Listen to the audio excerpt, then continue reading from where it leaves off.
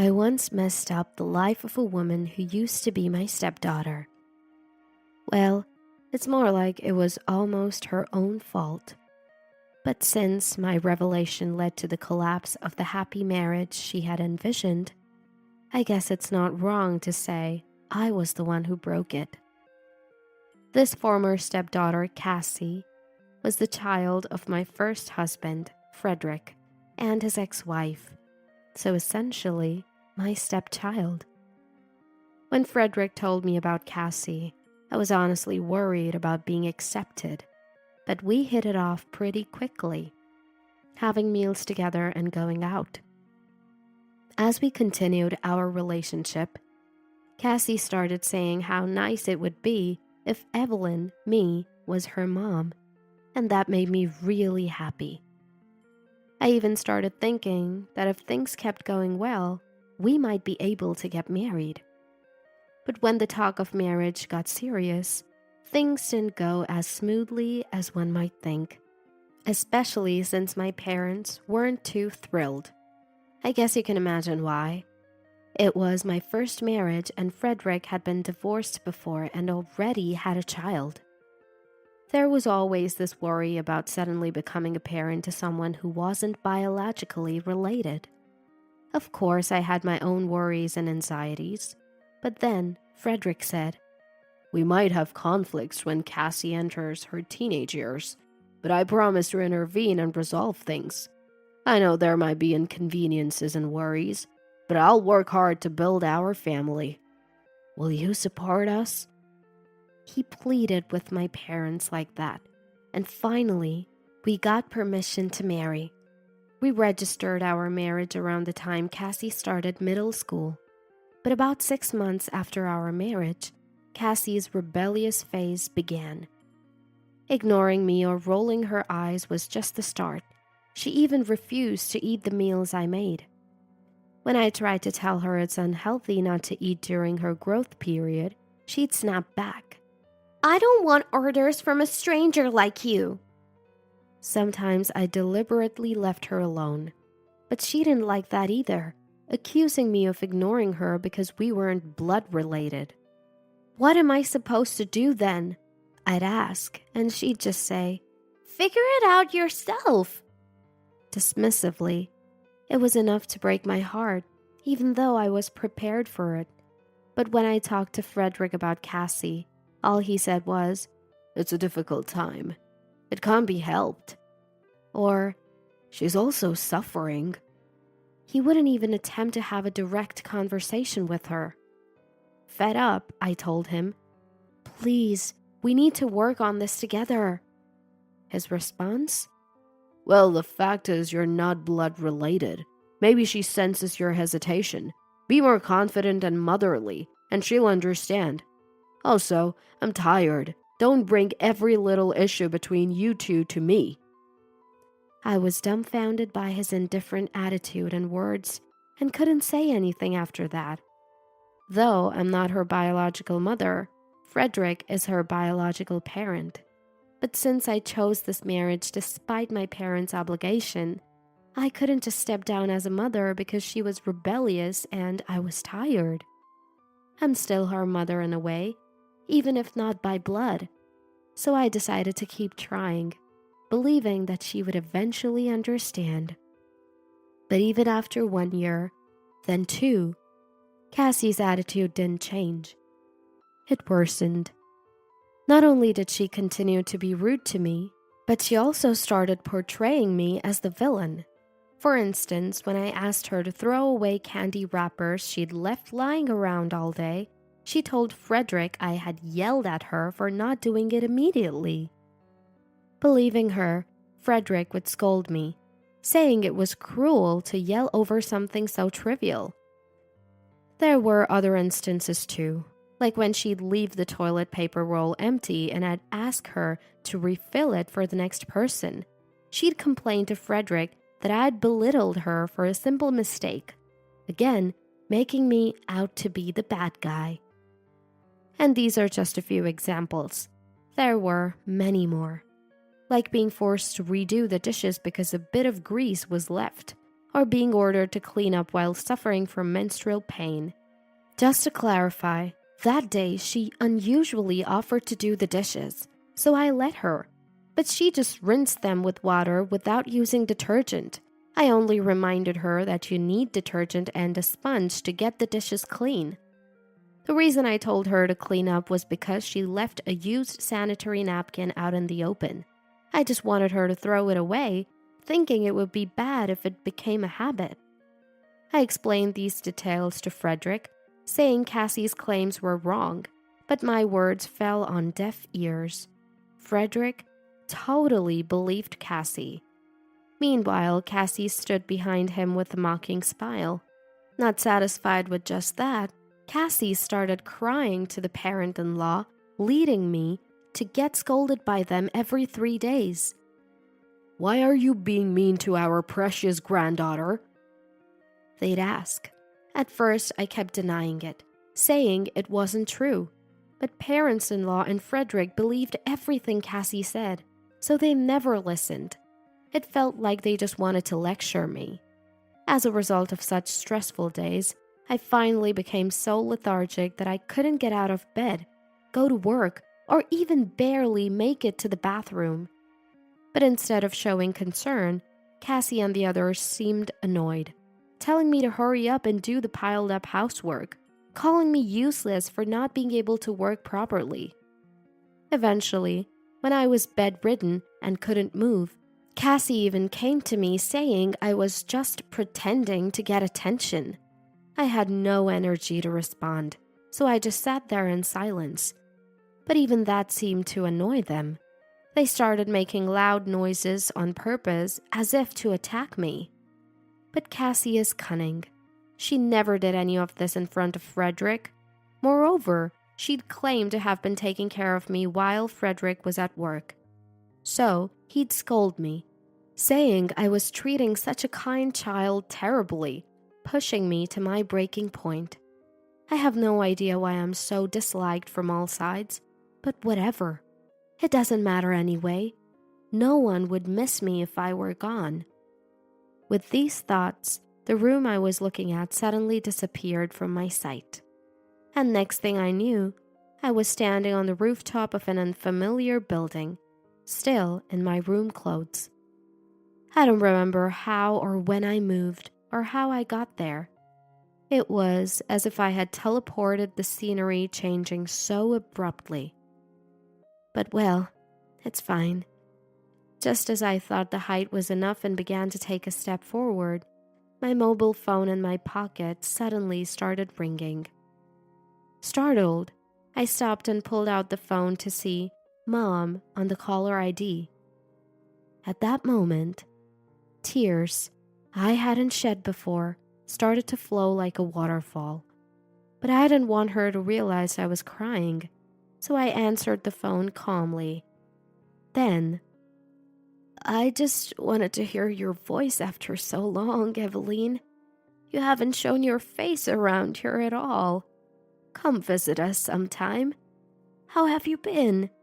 Are you eating properly? I can bring you some food if you like." Hearing Mom's bright and caring voice, I couldn't hold back anymore and burst into tears on the rooftop of that unknown building, shouting, "Mom!"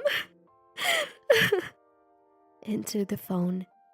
Mom on the other end panicked, asking, "What? What's wrong?" But I was crying so hard, I started hyperventilating and couldn't speak properly. Then, Dad must have taken the phone from Mom, as he was now on the line, telling me to calm down and asking where I was.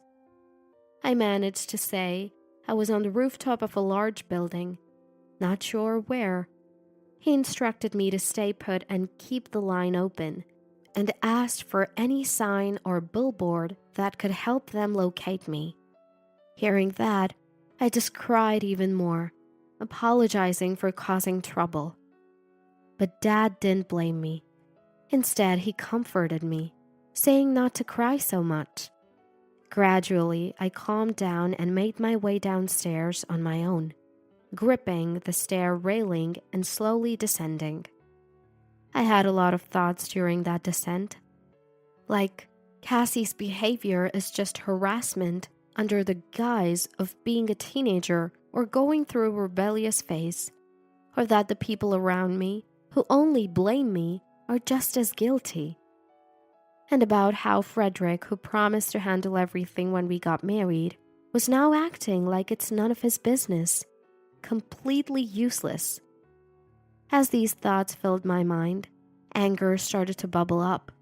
Despite feeling so hopeless before, I decided I wouldn't let them have their way anymore. Before I knew it, I had reached the bottom of the building. Looking around, I realized I was near my workplace. I wondered if I even had a place there anymore, considering I had been absent for so long, thinking maybe I should quit. As I was pondering this, my boss happened to pass by and, surprised, asked me what was going on. I could have made excuses, but standing there in my pajamas was strange enough, so I just honestly explained my situation. My boss then told me to wait in the office until my parents arrived. Remembering that the phone was still connected, I told my boss, who then took my mobile phone and informed my parents of the company's address and that they were taking care of me. When I spoke about everything that had happened in the office, "My understanding is clear now. You've really done well up to now. I don't think it's right to criticize other families, but honestly, your daughter, husband, and parents are strange. They seem to be looking down on you, using you as a punching bag. You should leave them immediately, or you'll end up in a situation like today again," my boss said with a serious expression. The other office staff nodded in agreement, saying they'd help if there was anything they could do for me. But when I said I couldn't burden them further since I'd already been off for a month, my boss raised his voice in protest.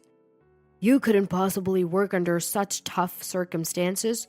Everyone here, including myself, was worried about you because you're always so diligent. There wasn't a single person who complained about being inconvenienced by your absence. You're that well respected. So have confidence. It's going to be okay," my boss said. Hearing this, I was so relieved that I burst into tears. Later, my parents came to pick me up, and after thanking my boss and the staff, I went back to my parents' house for safety. I did inform Frederick that I was going back to my parents' house, but all I got was an acknowledgement and nothing more. That night, Mom started a conversation asking what had happened. I began to tell her everything I'd endured from Cassie and the others. I broke down in tears midway, unable to speak properly, but my parents patiently listened without rushing me until I had finished talking, which took a little over an hour. After I had finished, my dad, who had been silent, said, "We, as parents, understand the feeling of wanting to protect one's child. But what he doing is just spoiling her, pushing all the trouble onto Eveline. A parent must face their child, even if it means being disliked. Eveline has done enough. You don't have to endure anymore. We can't forgive those who pushed our precious daughter to this extent." Hearing this, I realized anew that I was a cherished daughter to my parents, and decided I didn't want to cause them any more sorrow, so I resolved to divorce. I requested a divorce through a lawyer, but Frederick didn't immediately agree, not understanding why I wanted to divorce. He seemed shocked, as if he had no idea what had happened, which surprised me even more. Eventually, the case went to mediation because Frederick kept refusing. I claimed I had been subjected to moral harassment by Frederick's family, but he outright denied it. He argued that Cassie's behavior was just a phase of teenage rebellion, and that it was actually me who was being mean to Cassie, his stepchild.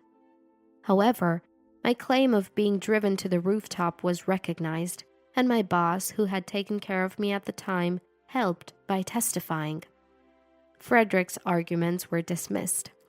The court found Frederick at fault for not addressing the issues despite being aware of them, and I was relieved that my claims were largely accepted.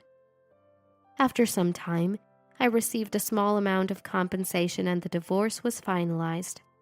When I went to the house to collect my belongings, Cassie was there, glaring at me. Ignoring her, I calmly packed my things, even as she stood behind me ranting about how pathetic I was for living alone and how sorry she felt for her dad for marrying someone like me. I ignored all that too. When I reacted nonchalantly to her kicking my suitcase, she turned red with anger. As I was finishing up and about to leave, she said, "I heard from Dad. You're slick and can't have kids, right? That means you're finished as a woman, right? So pathetic. Well, I'll tell you why Dad married you. It's because you can't have kids and you work hard to make money. Really, you're pitiful," she said, laughing vulgarly, thinking to myself how utterly lost she was as a person. Well, from your perspective, I might be finished as a woman, but honestly, I'm thankful now that I can't have children.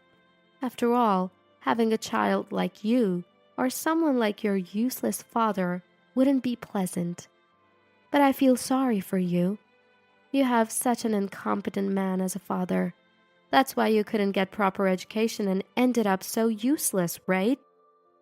I told her, and her face turned even redder, and she trembled with anger. Seeing her face, I didn't care anymore and just left the house. Thus, we parted ways, and 3 years passed without any contact. I was content with remaining single, but then a friend introduced me to a man who would later become my husband, Bobby.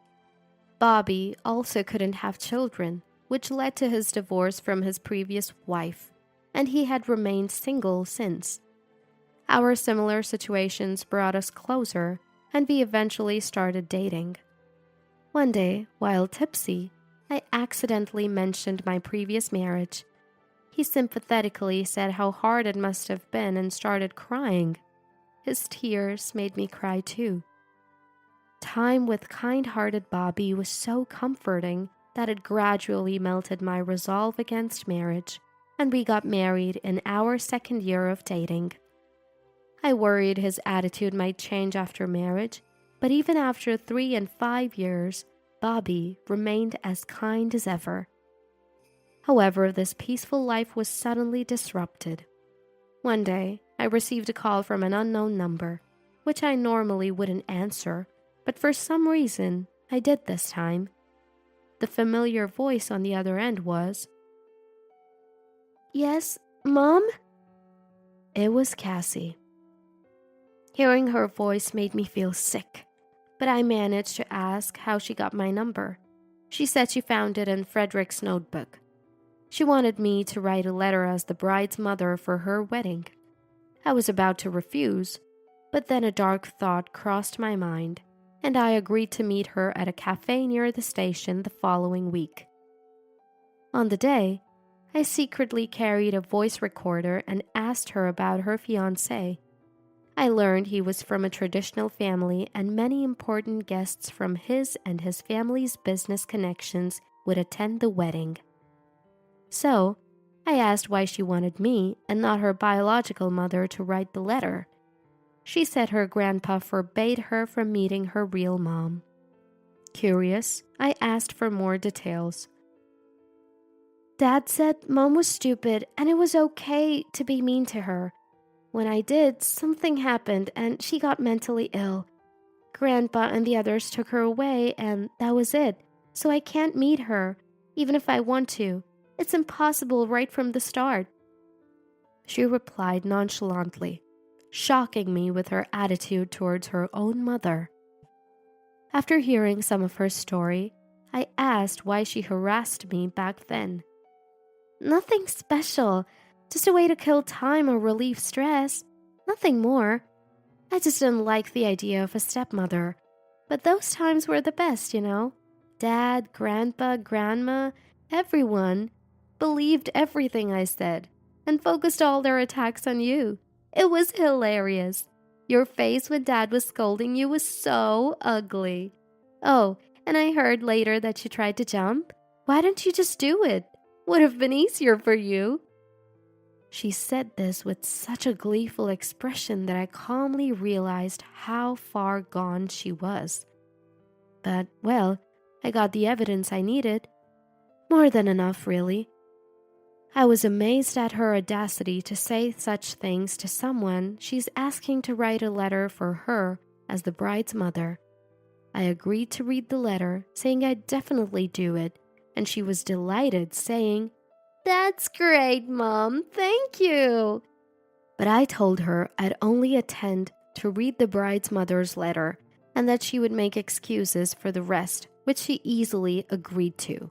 On the day, I didn't join the bride's family's table, waiting at the back until announced for the letter. As soon as I appeared, there was a hush and whispering around. Whether it was because I suddenly appeared as the bride's mother or because of my mourning attire, I'm not sure. I didn't mind and started reading the prepared letter. "Hello, everyone. I was called here today as the bride's mother, but Cassie and I have no blood relations. We are virtually strangers. I was married to Cassie's father for a few years, but divorced. The reason was Cassie and her father, a case of grand moral harassment by them and their parents."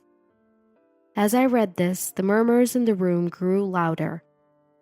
I saw Cassie visibly disturbed in her seat.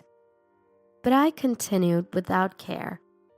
I exposed all the verbal abuse from Cassie, Frederick's negligence. The way my former in-laws completely disregarded my side of the story and continued to berate me based on Cassie's words. I spoke of being driven to the brink of taking my own life, and how these claims were recognized in court, leading to our divorce. Then, I played the recording from the cafe, loud enough for the entire hall to hear, including Cassie's wish that I had fallen. The recording's harsh content left the hall in dead silence. I didn't come here today to celebrate. It's a payback. However, I apologize for involving all of you in my personal affairs. And to the groom, you might want to reconsider marrying this woman. After I said this, the groom, as if coming to his senses, was furiously confronting Cassie about her terrible words. Cassie was panicking and kept denying everything, but the groom's relatives started blaming her and Frederick, which looked quite comical as they scrambled in confusion. Of course, the venue descended into chaos after that, but I thought I had no further part in it and gracefully made my exit. Cassie was too caught up in the mess to follow me. Sometime later, Frederick contacted me, furiously asking what I was going to do about it. I told him I hadn't lied about anything and that it was their own fault. Apparently, the Frederick family faced a backlash from the groom's relatives after my revelation. Several important business partners of the groom's family were among the guests and started threatening to not renew contracts because of Frederick's disgraceful wife. The groom's family, in panic, tried to sever ties with Cassie and her family, but couldn't immediately due to Cassie being pregnant with the groom's child. However, they were under attack from all sides, with no one left to support them. After hearing everything, when Frederick said I should feel sorry for Cassie, I just replied, "Not at all," and hung up, blocking his number. Later, Cassie contacted me, blaming me for being ostracized by her husband's family and threatening to sue. I told her she was welcome to try, and added, "Maybe there really is a God. Everything you did to me is coming back to haunt you. That's what you call karma, you know. If things continue like this, your unborn child might treat you the way you treated me and your biological mother, who went through pain to give birth to you." When she started shouting incoherently, I quietly ended the call. After changing my phone number I haven't had any contact with Cassie or the Fredericks since. I don't know what's become of them, but I'm sure they're not living well. Sympathy? I have none for them. They should fall as far as they can. I'll live my life happily, and they can descend into their own hell for all I care. All right, everyone's presentations are done. Nick, the manager, said as he tried to move the discussion forward. Excuse me, I haven't. I recently found out something. Nick interrupted me and began to speak. There's apparently someone in this department who didn't graduate high school and is just a part-timer. Meetings should be for employees only. Absolutely right. His lackey, Mike, of course, agreed with Nick. I'm leaving. After leaving the meeting room, I started to shut down my computer. I noticed that an email had arrived, not in my personal inbox, but in the company's shared email. Thinking, there's no point in speaking up, no one will listen, I went home quietly. The next day, I heard a commotion from Nick's desk. He was staring at his computer screen, his face pale. Nick! Is something wrong? Mike looked at the screen with him. And he turned even paler than Nick. Why is he so angry? Knowing the reason for Mike's distress, I thought to myself, serves them right. My name is Adam. My mother passed away when I was in the 9th grade, and I was raised by my father. Well, you could hardly call it being raised. After my mother passed, my father changed. He drowned his sorrows in alcohol, and though he still went to work, he squandered our living expenses on horse racing. Because of that, I had to start working part-time as soon as I entered high school. Every month, I went to the convenience store with bills in hand that couldn't be auto-deducted from my father's account. Even though I endured it because I didn't want to be alone, I reached my limit in my 2nd year of high school and dropped out. I found a live-in job at a distant inn. Thank you for everything. The day I left home, my father, still staring at the TV, spoke. Take care. That was our last conversation. Back then, 18 wasn't the age of majority, so I needed my father's permission to work, and I couldn't hide my place of employment. Yet, my father never visited me even once. I kept working just to survive, and before I knew it, I was 42. Years of hard work paid off, and I was transferred to the headquarters. I was thrilled to be recognized by the company, as I thought I'd be working in the field until retirement due to my lack of formal education. Listen up. Our work can change the future of our employees. Don't drag us down. On my first day after the transfer, Nick, dressed in an expensive suit, spoke sternly. There was a reason for this. Our inn was located in a prominent tourist destination, known so well that everyone in the state could sing its commercial jingle. At its peak, we had 5 locations within the state. But that was long ago. Due to financial difficulties and aging facilities, only the place where I had worked for many years and the original establishment remained. I was prepared to lose my job anytime, but now there was a glimmer of hope. With the rise of social media, the tourist area where the inn was located started gaining attention again. Depending on how hard the sales department, where I was transferred, worked, we could either thrive or be forced to give up this prime location to the new hotel chains continuously popping up. For Nick, who had switched careers from another industry to strengthen our sales, this was a battle he couldn't afford to lose. I understood why he had to be strict. I will do my best. Nick sneered at my enthusiastic declaration. Did you not hear what I said? I'm sorry. I thought I was listening carefully. Out of habit from years of customer service, I apologized reflexively, though I had no idea what had offended him. Someone was watching me with a smirk. In this department, there are those who are expected to excel and those who have been shoved here because they have nowhere else to go. You are the latter. It was Mike, the section chief.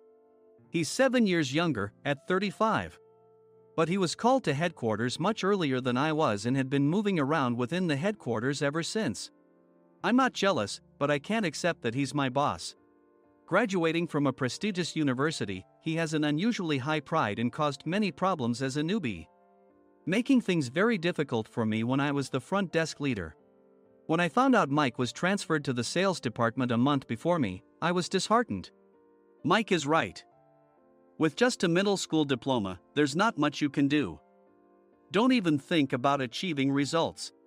As if I didn't exist, Nick remarked, "I'm thirsty." Mike eagerly ran to the coffee maker. It seems Mike is Nick's lackey. I regretted being happy about my transfer to headquarters, wishing I had stayed on site forever. Send a direct mail to every company on this list by the end of the day. Nick only assigned me tasks that even a new graduate could handle. What? There are over 1,000 companies.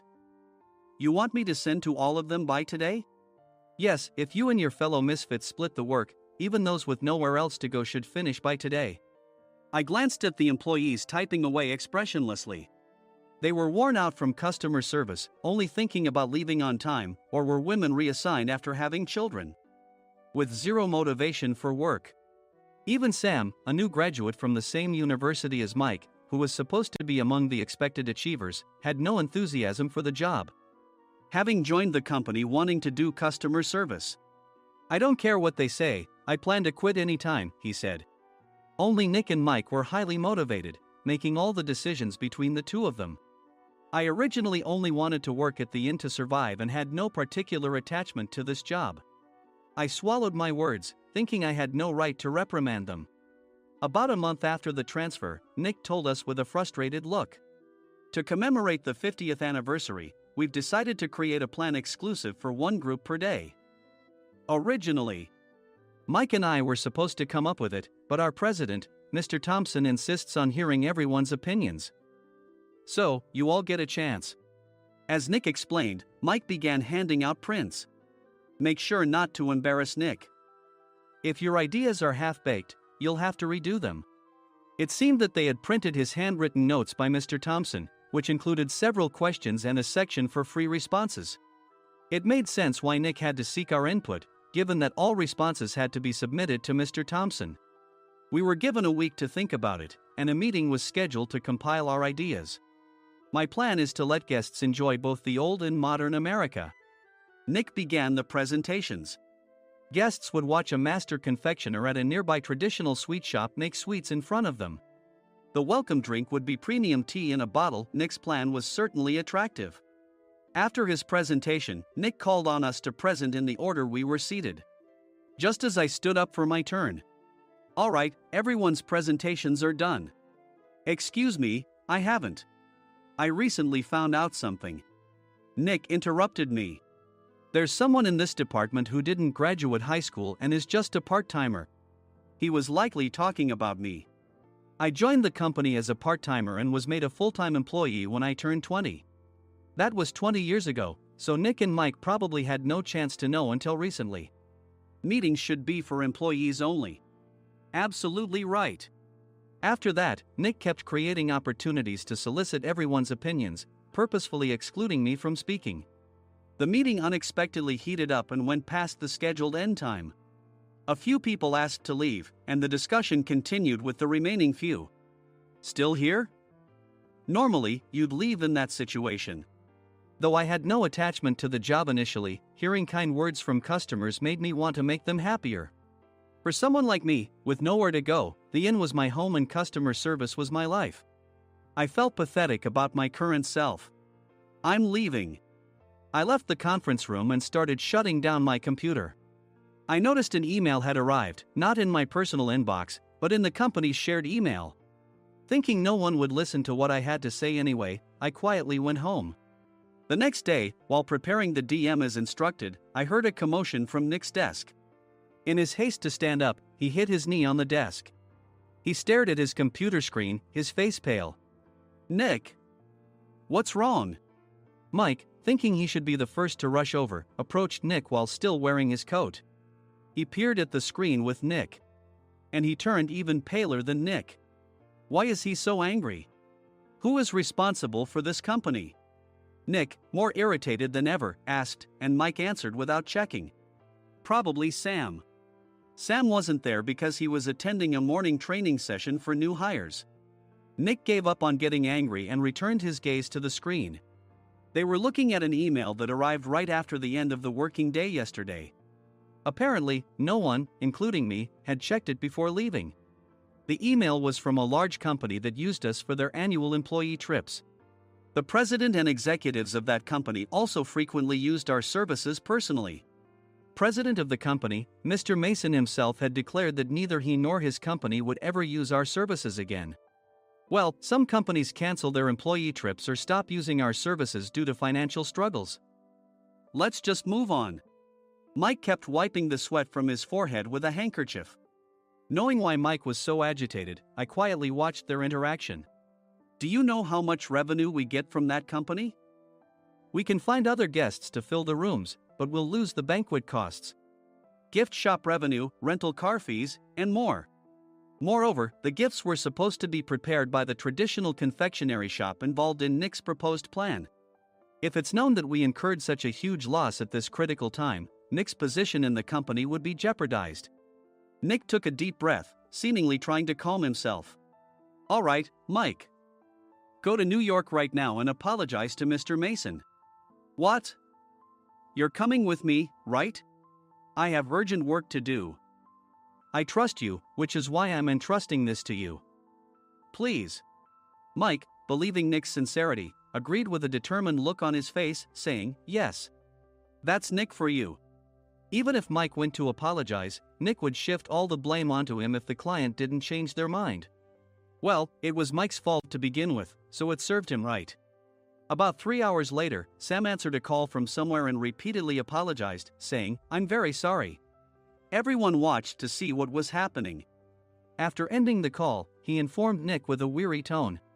When Mike arrived at the client's company, he only made things worse, further infuriating Mr. Mason. He was demanding, get his boss here immediately. It was no wonder Sam was exhausted, dealing with such a call right after returning from training. What is that idiot doing? All right, Adam, you're coming with me. If sacrificing Mike didn't work, then I must be next. Normally, I'd want to refuse at all costs, but I saw an opportunity in this situation. If I can be of assistance, I'd be happy to join you.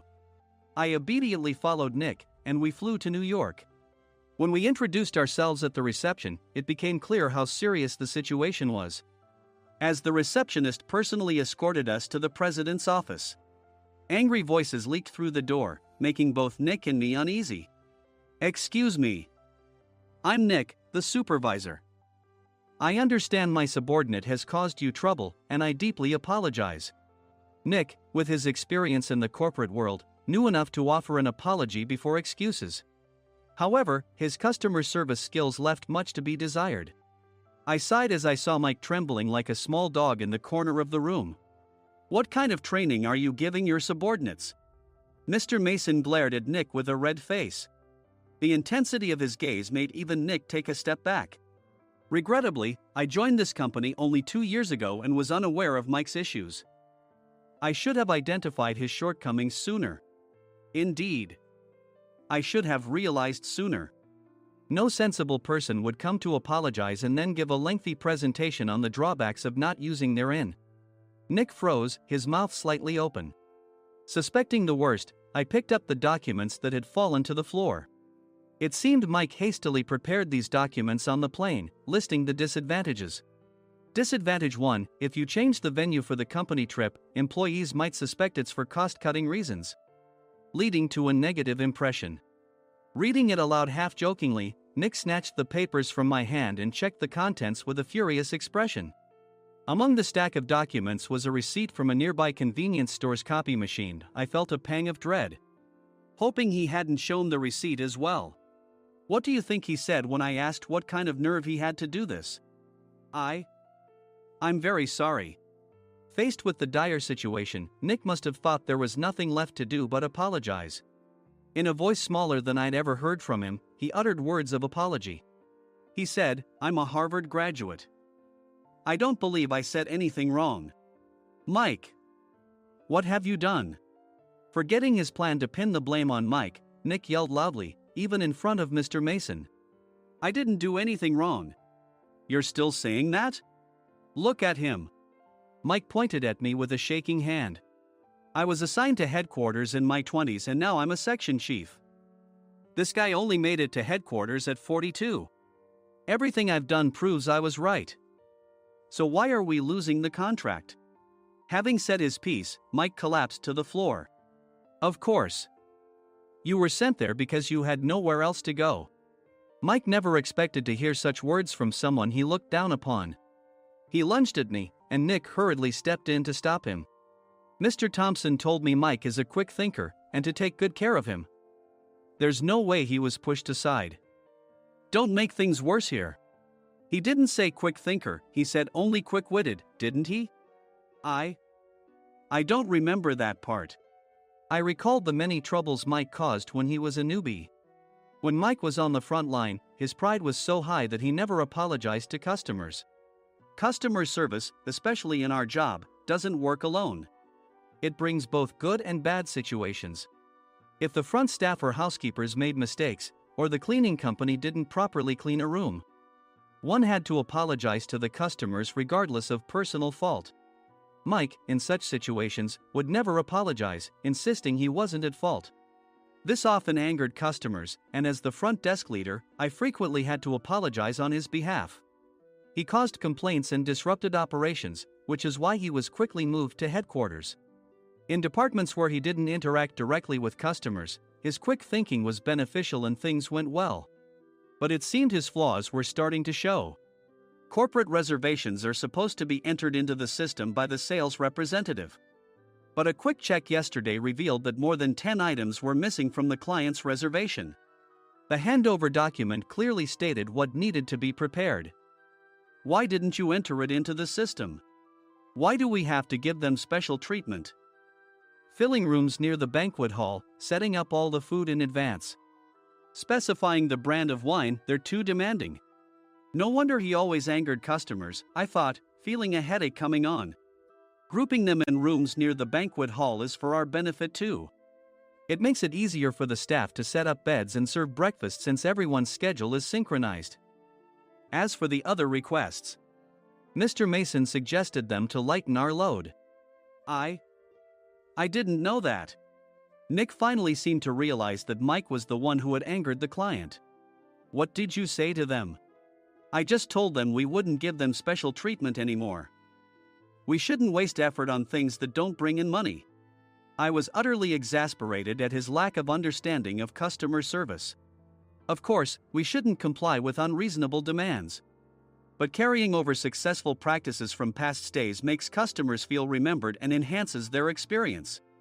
Good memories encourage repeat visits. That's part of our job. I looked down at Mike, who was sitting on the floor. In our job, nothing is a waste. Mr. Thompson likely moved you to the sales department, hoping you'd finally understand this. How do you think he feels now that you failed to meet his expectations? Mike, tears in his eyes, fled the president's office. I was amazed he still hadn't apologized. You have it tough, Adam. It's okay, we're all employees of the same company. I deeply apologize for this disrespectful incident. Especially after all the care you've shown us. If it weren't for you, Adam, I really would have stopped staying here. When I heard you were moving to the sales department, I was willing to reconsider if you handled it. Seeing us talk so amicably, Nick's face contorted. Do you two know each other? Adam's service is excellent. I always requested him specifically. Normally, we don't accept specific staff requests, but we made an exception for Mr. Mason, adjusting my shifts accordingly. He had personally stayed at our hotel just before my transfer, and during casual conversation, I mentioned, I'm moving to the sales department soon. If I hadn't told him then, things could have been much worse. Please continue to take care of us. I look forward to it. On the return flight, Nick awkwardly offered me a can of beer. It's still working hours. Of course, I had no intention of forgiving him for a single beer. Nick might try to pin everything on Mike and avoid any consequences. While pondering this, a startling fact came to light. Nick, the tea bottles for the plan have arrived. I handed Nick a bottle labeled with our inn's name. They look good. What are you talking about? These are plastic bottles. I had assumed we would use the trendy, high-end bottling tea.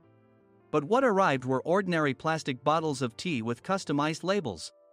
The only unique aspect was the label, which had the inn's name, making it look customized. Upon further investigation, I discovered that a substantial amount of money was set to be paid to the tea company. It was priced like bottling tea. Does this plastic bottle really cost $100 each? The tea inside is specially blended for us. The extra cost is for that. Wouldn't it be better to use another tea company? Or is there a specific reason we must use this one? As Nick continued to make excuses, I showed him a printed email. I informed the tea company's president, Mr. Mitchell, that we discovered irregular payments and he confessed. He said you two were high school classmates and planned to split the extra money. That idiot. Why did he confess?